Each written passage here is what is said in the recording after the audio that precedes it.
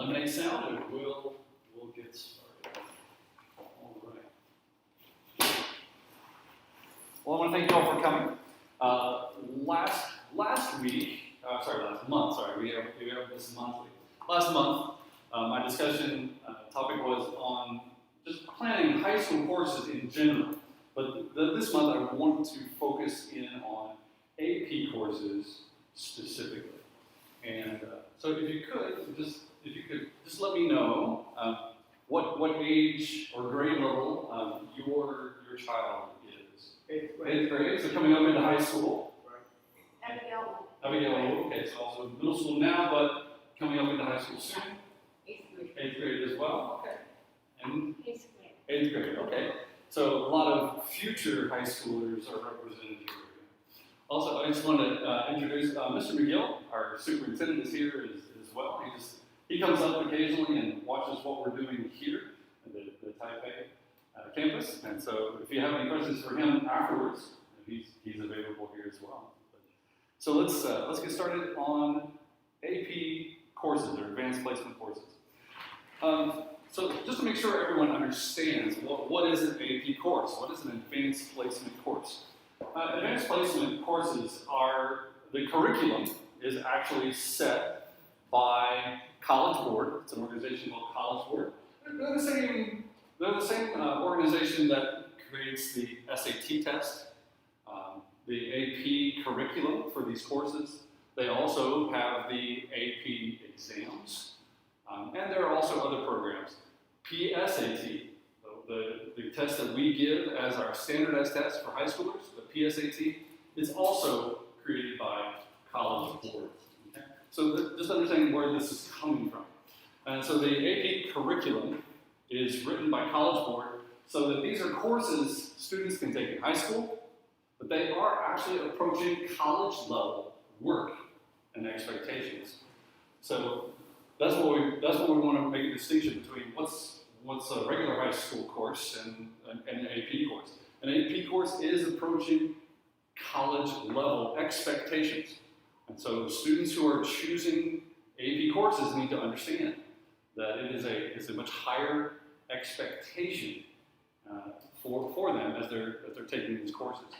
And so because they're approaching university level work, there are universities that do consider it college level course, and there are some universities, which we'll talk about later, there are some universities that will accept that as college credit. But again, I want to emphasize that is not guaranteed, and so we really need to understand that.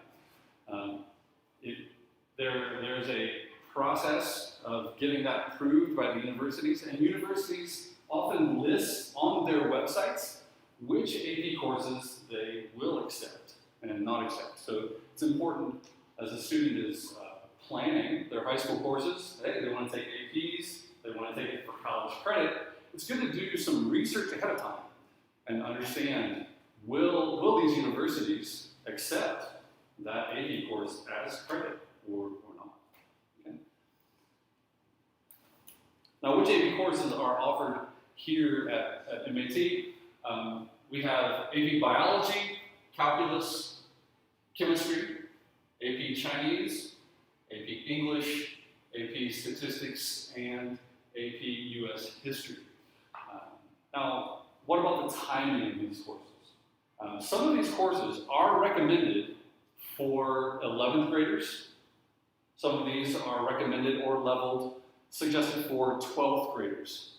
So it depends on their coursework before 11th and 12th grade. What courses are they taking in 9th grade and 10th grade that are preparing them for these courses? They may have to take a certain level of math or science before they can take this AP course. But these are the ones that we are able to offer here on our campus. Many of you middle schoolers mostly represented. Already in this school year, I just sent out an interest survey to high schoolers. I'm already gathering information on which AP courses are students interested in taking next year. And this helps us actually plan. We're in the process of planning next year's calendar schedule, courses that we can offer. And so I'm already gathering information on these now for next year's schedule. So yeah. But the question comes up of, should I take a course, or why would I want to take AP courses? Can I just take regular high school courses? And the answer to that is yes. A student can take all of our offered courses, no APs. They can get a good GPA, good grades in those courses, and they can go to college. APs are not a requirement. But some students and parents say, well, APs look really good on the transcript. That is true. But also, it's important that the student chooses wisely. An AP course looks good on their transcript if they receive a good grade on that course, of course. But also, another factor that we need to understand is universities accept AP courses not based on the student's Morrison transcript, but upon their AP exam scores. So that is where we need to focus. If they want to take a course for college credit and gain maybe an advantage or get ahead in college, it's actually the AP exam at the end of the year that determines will a university accept that credit or not. They're going to look at the student's transcript to make an admission decision. And then they're going to look at the student's AP exam score to determine if that counts as a college credit or not. Okay? So they need to understand the AP exam is really the most important score, not just what it looks like on the transcript. Some want to take AP courses because it gets a GPA boost. GPA is a grade point average. All the grades a student receives are averaged into a single number. We call it cumulative GPA. The AP courses, because they do require more academic work and rigor, we do give the students an additional grade point. So, for example, a regular high school course, an A would be 4 points. AP courses, an A would be 5 points. And so that does get factored in and averaged into their GPA. It does give them a little boost of the GPA, but it's not dramatic. But it is good if they do well in those courses. It can improve their GPA. And again, the final point, which we've already talked about there, they want to take an AP course to get credit for it in college. But again, the emphasis is the AP exam is the score that determines if the college accepts it as college credit or not. But some other things to consider are the student's interests. Do they love that subject? Are they good at it? Have they already demonstrated good study skills, work ethic, and interest in that subject? For a student to go into an AP course that their heart, their mind really isn't in it, it's going to be a struggle for them to find motivation to do that work. So I encourage them to choose wisely. I encourage them to take AP courses because they love that subject. They are good at that subject, and they're using that AP course to demonstrate the abilities they already have. So that's important to consider. Teachers often give me they're a good source of feedback and information when students are applying for AP courses. The teachers are usually able to tell me and even talk to the students about, hey, I think you would be good for this AP course in the future. Or, well, if you want to take this AP course, this is what you need to do, this is what you need to work on to be successful in that course. And so I do encourage students to start talking to their parents about what AP courses they may want to take. Which courses should I take? It's important that the student understands themselves, their interests, what they like, and parents may also have good insight into that as well. Parents, you know your kids. And so giving them encouragement to choose APs that are good for them, that they may be successful in, you know your child, and encourage them to take those. But it is important that parents and students understand the academic expectations. It's college level work. That's why we do have the AP requirement that it's typically 11th graders, 12th graders that are taking these courses. It's very challenging for a 9th or 10th grader to really be able to take on that college level workload. So the academic commitment, the time commitment, they are going to expect more reading, more writing, more study time. These courses will require more homework and additional work outside of school. And so they need to understand that. As parents are, with the time commitment, as parents are considering extracurricular activities outside of school, additional lessons, music lessons, and other activities, we need to take that into account as we're considering taking AP courses. Okay? Again, 11th graders, we do want them to take about 2 courses for AP. Seniors can take up to 3. 2 is still recommended by me as a counselor. 2 is recommended. If they're taking 3 APs in their senior year, then my recommendation to them is that they may want to reduce their overall course load. We have an absolute limit of 8 credits. Absolute limit. But I would encourage a student taking 3 APs, I would encourage them to bring that down to maybe 7 or even 6 credits. Courses, yeah, credits for the year. If they're wanting to take on 3 AP level courses. Okay? It's also important to know our drop add policy for courses. The first month of school, if a student gets into a course and they realize, I don't know if I've made the best decision, well, we need to talk about that. I want to encourage them, but if they do feel as if they need to drop a course, it needs to happen in the first month of the school year. After that, unfortunately, it will remain on their transcript as incomplete. And so we want to make good decisions, make them in a timely manner, and make that decision early on so that it's not on the transcript. Yeah. Okay. And again, our Morrison policy, I mentioned the AP exams, but I need parents to understand that our Morrison policy is the AP exam, not here at school. The AP exam from College Board is required. The students must take that for Morrison, then to put AP on their transcript and give them the additional GPA credit for that. They must take the AP exam. And the testing fee is $4,500 NT per test. I want to emphasize that, per test.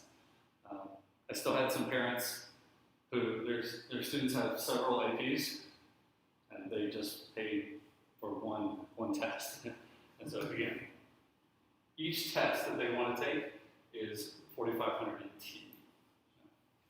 And the ordering of those tests is something that I do for the students. They do not have to do that.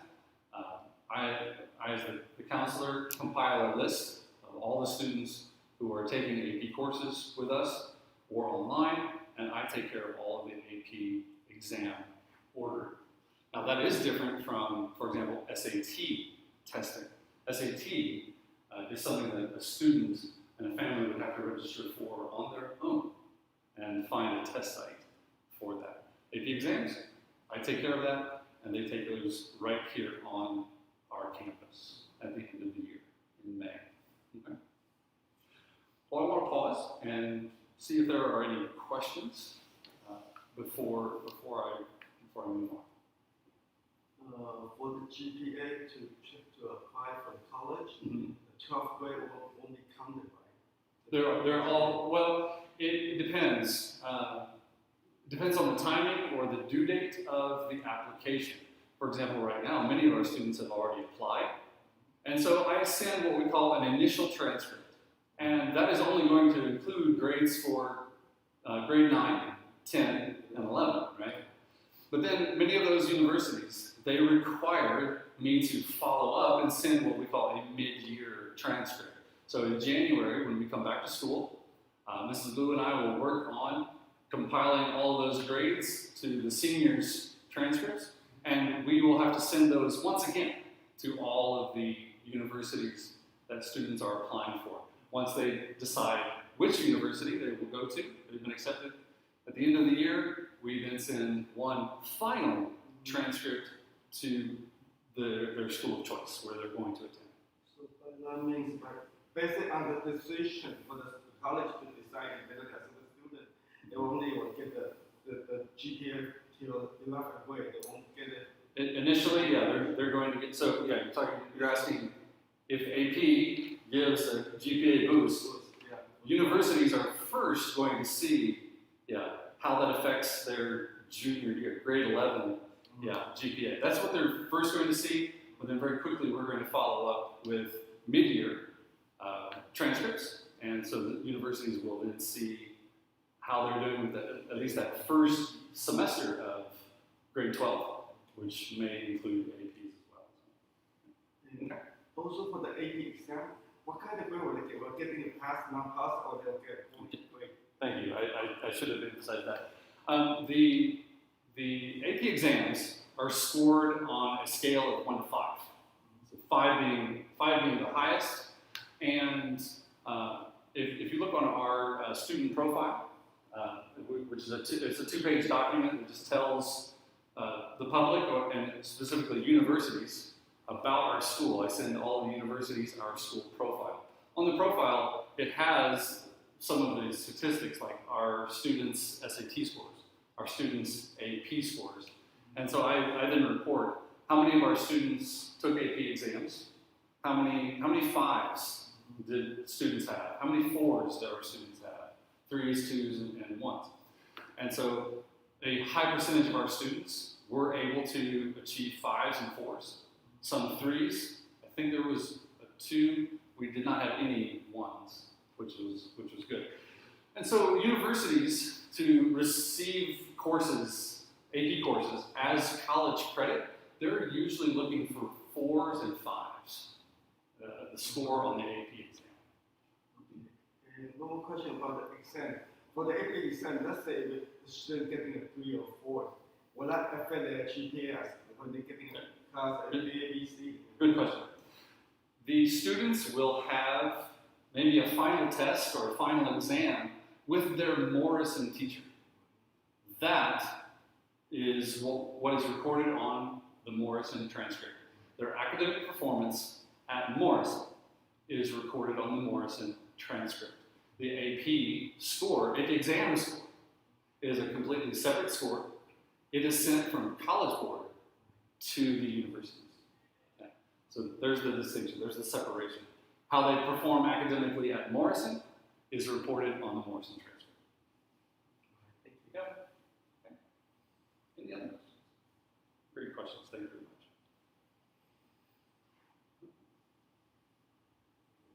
Okay. If you're watching at home or from somewhere else online and you have any questions about any of these topics, you can send an email to MATCC, or you can send it directly to Mrs. Tracy Liu or myself. So I got one more question. For the AP exams, when they're getting the credit from college, will that count for the GPAs? Will they give the credit for that too? No, it's usually just the credit. Usually, if the university accepts that, the university says they recognize they've already done the course work previously, they accept the credit. And then that goes towards their university graduation. Now, I will also say, there's another point that families need to understand. sometimes universities will say, okay, we accept the credit, but some universities will actually still charge for the credit hours. Then the student doesn't have to take the actual coursework, but they're still billed for the credit hours. Okay? And so that's something that you may also want to discuss with the university. If the credit is accepted, does the family still have to pay for it? Or is it truly free credit, free course? That's up to the university. All right.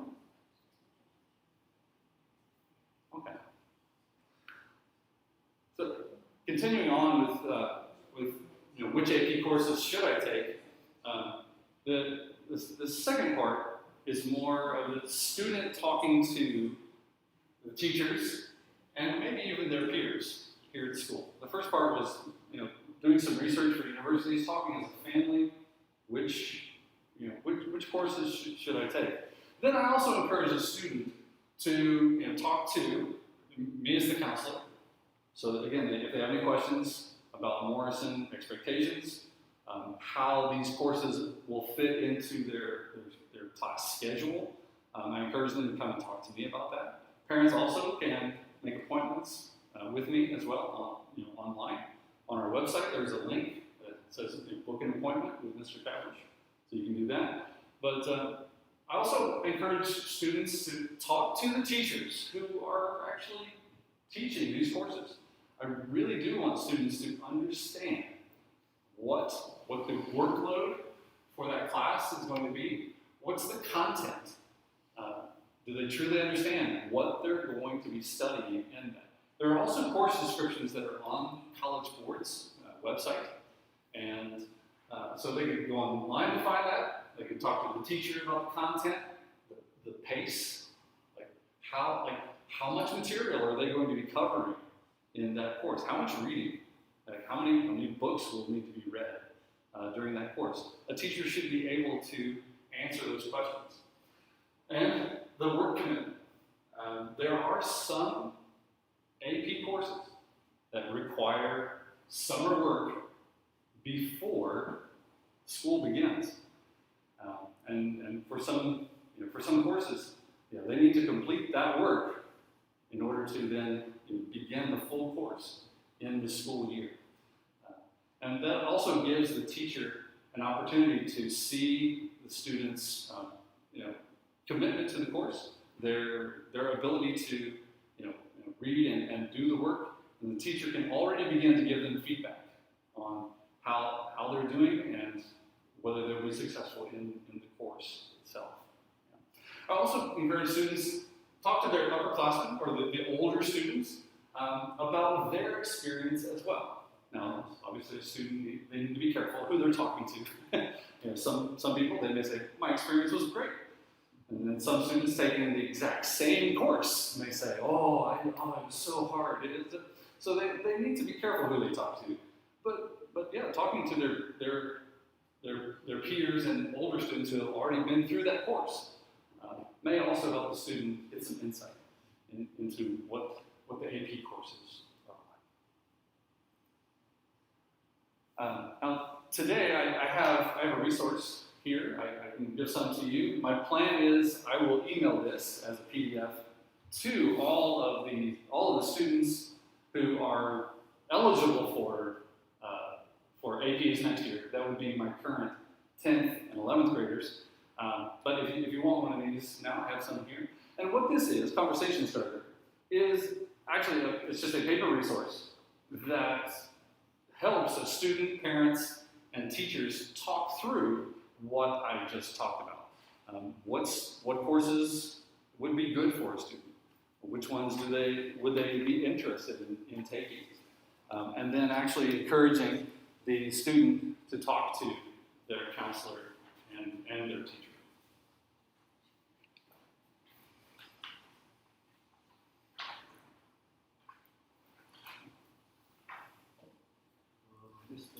Yes.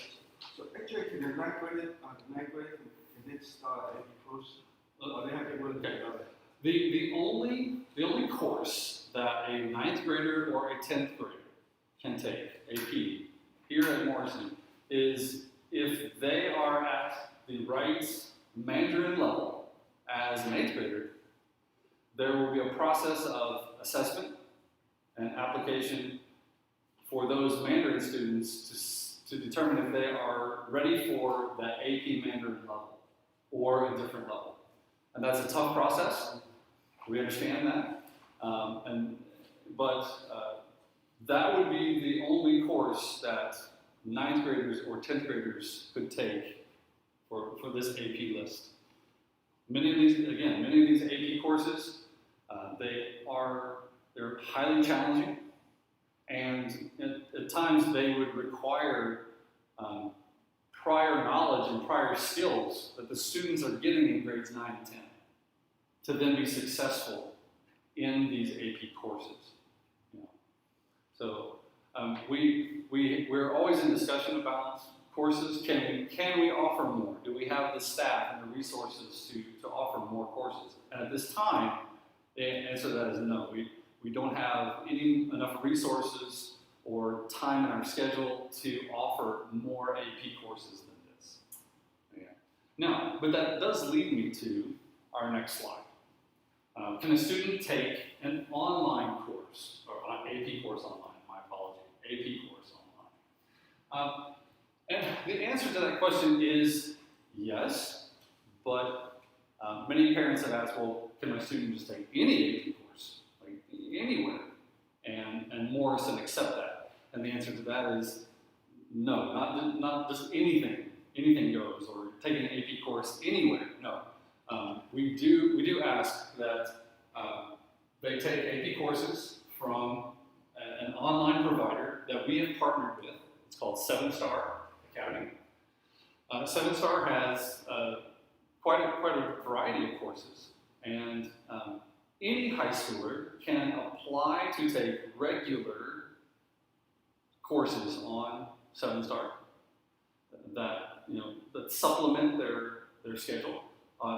Courses that we do not have at Morrison. Courses that they take on 7-Star, they're courses that are not at Morrison. Okay? And so when a student is 11th or 12th grade, then they could request AP courses online that we do not offer here at Morrison. And so, again, that process, they apply, and then I review that course. If a student has never taken that course, then I work with the online provider, and I correspond with them, communicate with them, so I understand the content of that course, the academic rigor, the challenge of that course, and then it's the principal and I who decide if that AP course online is approved. Okay. So the tuition that parents pay for Morrison does cover the cost of one 7-Star course. Okay, so parents don't need to be concerned about having to pay additional fees. Morrison Tuition pays for one of these courses if it is approved. Some people have requested additional courses. Sometimes those are approved. Sometimes they are not. But parents must understand any additional course that the cost of that course is then on the parents. Because we have a partnership with 7-Star, it's easier for us to make the payment, but then parents simply pay the finance office here, and then we do the payments with 7-Star. But any additional course is then the responsibility of the parents to pay. That course must be approved, and just like any other online course. Okay? But a word of caution. I hate to end on a negative. I don't want to be too negative, but I do want to caution. AP courses they're much more challenging than the regular high school courses. They're challenging for our students who are taking the course with our teacher. They're seeing the teachers every day. They're getting high support, high expectations, but high support from our teachers. We also have what we call flex time. That's time built into the schedule where teachers are available to answer questions, help students find information that they need for all Morrison courses, but especially the AP level courses. There are times where students may request a retake or a reassessment. That also occurs during that flex time. So we have lots of things built into our Morrison schedule to support students academically, whether it's a regular high school course or an AP course. A student taking an online AP does not have that daily face-to-face support. Now, all of the 7-star courses are taught by a real teacher. Students turn in their work to a real teacher in the States. Some of the teachers are international. There are a few teachers that are from Korea, Japan, Thailand, but most of them are in the United States. And so time difference is a challenge for communication. And also just not having that daily face-to-face time with a real teacher. It does present a more challenging, or a more challenge for the student. They're going to be doing more independent study, and they have to be organized. They have to be motivated to do that course because they are doing it more on their own. We haven't been doing this long, but we have had a few years now where students are taking AP courses and online AP. And I do see a difference. Students they really have to work hard for online AP courses. And so I strongly caution, if a student really is determined and they really need that online AP for something that they're looking to in the future, or like for college admissions, some universities will actually say on their websites, if you want to apply for this major, we recommend these APs. And so if a student is doing the research and says, I really need this AP, then I would love to support them that way. But if it's online, they need to understand that it's really on them to do the organization and the communication and managing their time and getting that work done. So it's a very independent process. Okay? All right. Well, that's really all I have today. Again, if you have any questions, we'll take questions here in the room. And if you have questions, if you're viewing this online, feel free to email us. Thank you. One more question about the 7-star AP class. Will that be on the Morrison transcript? Morrison Transcript. transcript. Yes. If I approve a course in the student's schedule, then yes, what I'm saying is I'm guaranteeing that I will accept that grade and that credit, and I will put it onto the transcript. It will say online. For example, if a student says, some of our students have taken psychology.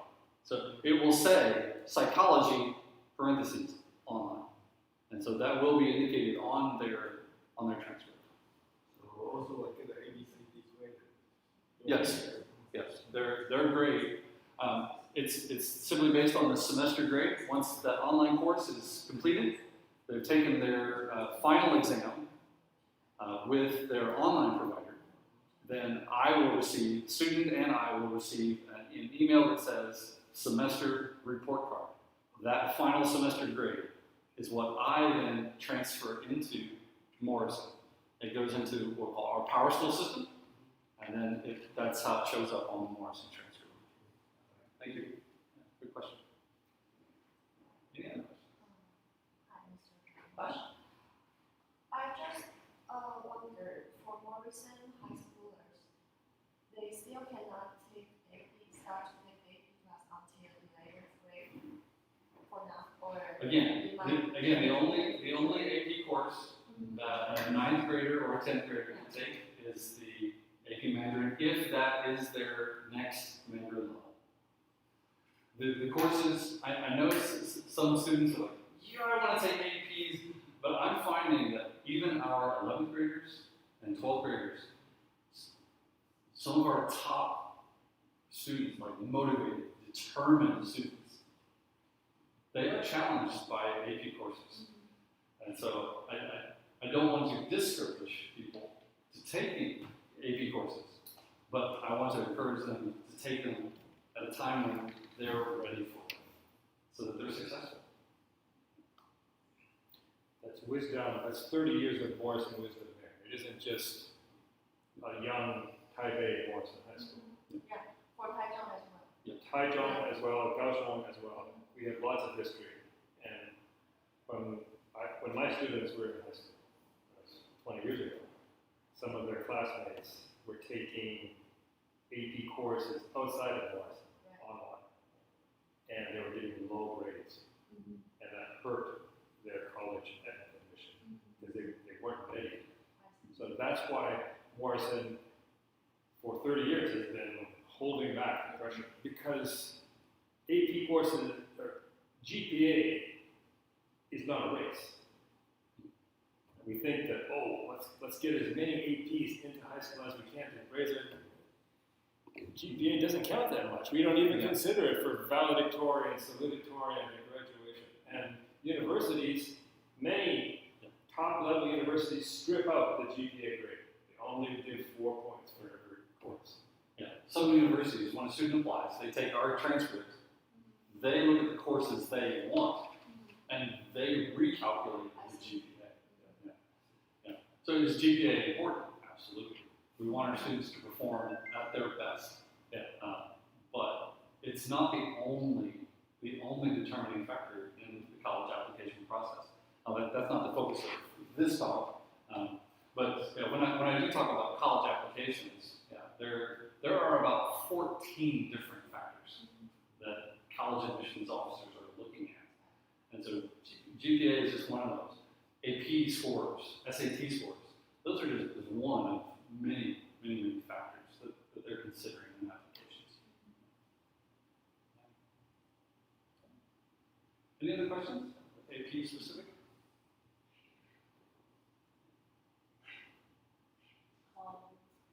If you want translation, Mrs. Liu that is why she's here. Mrs. Liu is happy to help you. Because actually I already discussed this issue. Okay. I hope I can say it clearly, because I'm confused about the standard for students who can take AP Chinese. Because as you mentioned, AP courses is for students who have near college level. And I don't think my child, her Chinese is good enough. And I know that, for example, for AP Chinese class course, they have provided some, for example, culture-related materials inside. And I think that's pretty good. Yeah. And because my child, she is more language-oriented child, from the AP courses our school provide, she doesn't, she can only take AP English. Anyway, I felt that we are punished because we study hard. Well, I don't know. I guess I need to understand. Or are you saying she's in the heritage track? Right. Yeah, Okay. because Well, I do want to speak to that, because we do have the AP Mandarin courses are designed like in the States. They're designed for students who are starting Mandarin, sometimes in high school, as their second language. And so we need to understand the origin of the course. AP Mandarin is really for non-Mandarin speakers yes, who are learning it, and like that's their highest goal. But at Morrison, we have the advanced Mandarin courses, and so when students are in those courses, and those are on their transcript. When I send letters of recommendation to the universities, if a student has advanced Mandarin, then I make it a point in my council recommendation to emphasize to the universities that our advanced Mandarin courses are actually 2 levels higher than AP. I make sure that the universities read that and know that in my letters of recommendation. And that is what I actually want to focus on and emphasize. These students, they're not just second language Mandarin learners who they're like their highest achievable goal there is AP. But because of their heritage, their background, they're actually able to achieve higher than that. The reason I'm concerned is because we have new material, Chinese material this year, starting this year. I think it's from Singapore. I'm not saying that the material is bad, but actually it doesn't have culture related, high level. Yeah, but our other language classes like Spanish don't necessarily have cultural component. The emphasis in the course is teaching them the language. I have heard people say like, oh, we would love to have the cultural component in the other Mandarin courses, like they see it in the AP course. And like, that's something that we could consider. I don't know, but maybe that should be the focus of our conversation. Is it possible for Morrison to include some cultural material in the advanced class or the other Mandarin classes? So it's not only in the AP course. That's something that we can talk about. We can't promise, but that's where we could have discussion. It's not, well, I want my kid in the AP course for the cultural component. Well, let's talk about how, if that's not their Mandarin level, let's talk about how we can get Mandarin curriculum, like what's required for us to teach, and maybe some cultural components in there too, in those advanced classes, or even some of the younger classes. So, I mean, Mrs. Liu and I have had these conversations with some other parents as well. So for the language-oriented students, what would be your suggestions for them to take course? For example, from my understanding, they have only AP English class they can take. So do you have any, for example, online courses for them to take? What's your suggestion? Well, Seven Star does have other language courses, but I would have to double check, but I'm fairly certain they do not have any other language AP level courses. Because I know, for example, in other schools, like for example TNS, they have AP English and composition and English language, and anyway, for English they have different courses they can choose. Sorry, we're not TAS. Yeah, we're not saying. We only have 100 students. I know. It is I mean, determined. for example, because you mentioned that in 11th grade they can have 2 courses to take, and for 12th grade they can have 3. But I think that's more for science-oriented students. Yeah. But if the students who is more, the other, like how many? Well, for the humanities, Yeah, humanities, 11th grade is where they have opportunity to take the social studies at the AP level, and then the AP English, really even College Board suggests, like it is a 12th grade level course, AP English, and that is when we offer. This is a very common question from Taiwanese parents. I I hear it in Yao I hear it in Taichung. Because for comparison, I think for the humanity-oriented students, So imagine how the American, Yale or Harvard application looks. If your name is, your surname is, Davina, Your family name. Your family name. Archie. Oh, your family name is Taiwanese. You are a student from Taiwan, and you take AP, and maybe get a 4, not a 5. And then they look on the school profile and see that there's 2 higher Mandarin courses. So that AP Mandarin is not going to look good. Yeah. What Because it is not our highest Mandarin course. What would look good is to take those higher level Mandarin courses on the transcript and then add Spanish. 2 languages, and basketball, and some clubs. That's going to look really good. But having AP Japanese, and AP German, that's really not going to help you as much. Use what is available here in a small high school, and you'll look good in Yale and Harvard. Also, I also would say there are some universities or admissions offices who would look at a transcript and unfortunately they see Asian name and they're like, oh, you took Mandarin. In In Taiwan. They're like, well, of course, They have a prejudice against you. it sounds very stereotypical, but we do have to understand, like, there are some universities or admissions officers who they would look at that and they would say, oh, it's a Taiwanese student. They didn't take a hard course. They went to an English school, but they took Mandarin. Then they're not as impressed with that. That doesn't sound good, but that has been a factor for some students. It's like because the university is like, well, you are Asian, you are a Mandarin speaker, so why did so then you just took Mandarin. So that's something to consider also.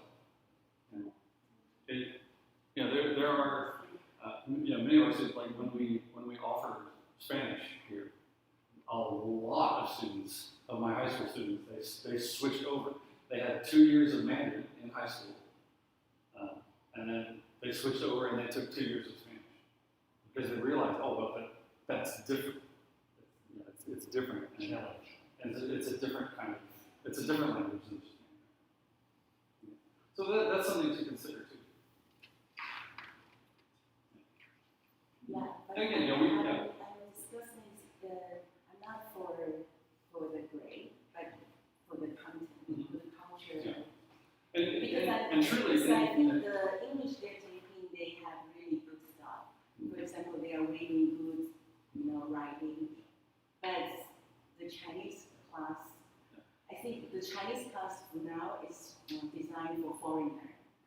Yeah. for language study. Yeah. Yeah. Because But I would say let's continue to have the conversation about how do we get a little more culture into those language courses. I think that's actually a very viable option. It's something that we can talk to the Chinese teachers about. How can they include more cultural content and still absolutely meet the curriculum requirement of what they have to teach? I would hope the teachers would be open to suggestions because with our new curriculum, they are also not bound to just one book or resource. And so I would say, talk to them, even offer suggestions, like talk to them about the expectations, the curriculum expectation of that course, and then talk about, okay, how can we get cultural content in and still meet that curriculum requirement? Okay. All right. Well, lots of great questions, great discussion. And we'll finish up here. Thank you for watching if you've been online, and we'll conclude. Yes.